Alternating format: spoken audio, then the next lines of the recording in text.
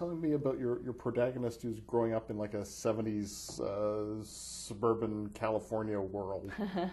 So Julie is a young girl, an only child, growing up on a suburban cul-de-sac in Southern California, which is a lot like where I grew up.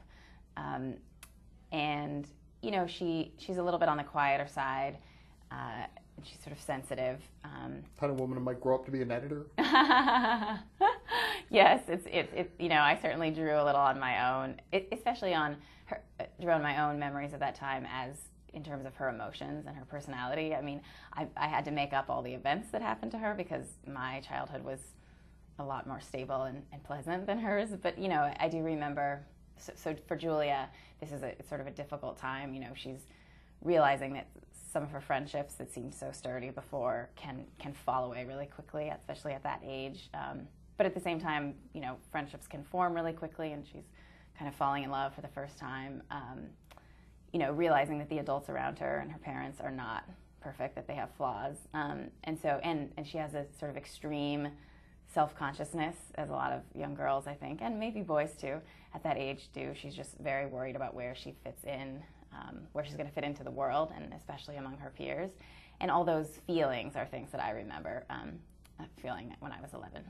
And a lot of it is just that first kind of, you know, first kiss, first kind of fumbling around in the dark in a closet right, game. Right. The first time you get betrayed by a friend. Right. All that awkward, unpleasant stuff. Plus, there's awkward, unpleasant stuff happening outside. Right. Yeah, I mean, I liked the idea of exploring both of those things at the same time. And I think, to me, as I wrote the book, all those ordinary awkwardnesses and joys, you know, of growing up, they started to seem even more meaningful, or more clearly meaningful, in the context of this looming catastrophe. Because, you know, what if this is the last generation who's to be going through all these, you know, ordinary and sometimes painful experiences, all these firsts, as you say. So there was something poignant in my mind as I wrote the book about every small detail in their lives. The world gets offset by a few minutes. Right. 56 minutes at the beginning is the first time they really right. notice how, mm-hmm. and it just gets steadily worse. And then there's a schism between people who decide to hold on to the clock and follow it slavishly, and people who just go, okay, it's light out, I'll be awake, right. Go sleep.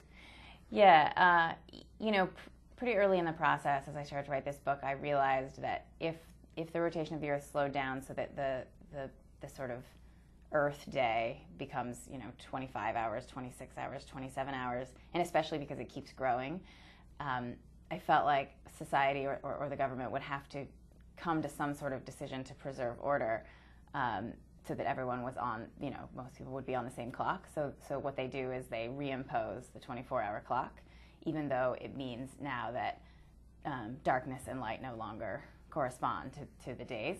So it could be one morning kids go to school in the dark, and then the next morning it might be bright sunshine. It's just completely out of sync with the days as we know them now. I mean, the clocks are completely out of sync.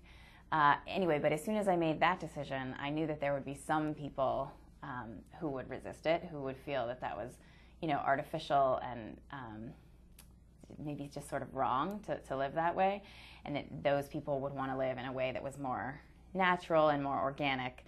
And those people become known as the real-timers because they live their lives according to the rising and the setting of the sun, even as it becomes more and more unpredictable. And suddenly become a new persecuted minority. Right, right. You know, I had the feeling, because it's true, the clock timers, as the others are called, react with a lot of hostility to the real-timers. And I felt that the reason that I made that decision, or that that's the way that the book unfolded, is because I felt like, well, for one thing, in times of fear and uncertainty, I think we're always more likely to treat people who are different in a hostile way. But in this scenario, when so much is changing, you know, the very fabric of our days have changed, so that even sunrise and sunset can't be counted on.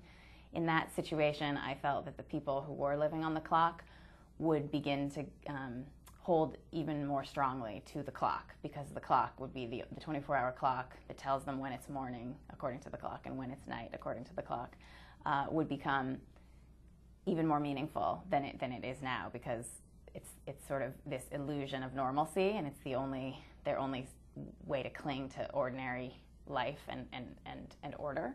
And so that I felt like the real timers would seem like a threat to those people, and it would be like a threat to the social order. And so that's why I thought that the clock timers would treat the real timers badly. Really good job. Oh, thank you. Thanks so much. And not just the science fiction stuff, but I felt like I was an 11-year-old girl at times reading it, and I guess that was good. That was disturbing, but I enjoyed it. Good. Oh, good. Well, I'm glad. The book is The Age of Miracles. It's the first novel by Karen Thompson Walker, and The Age of Miracles, published by Bond Street Books, distributed in Canada by Random House.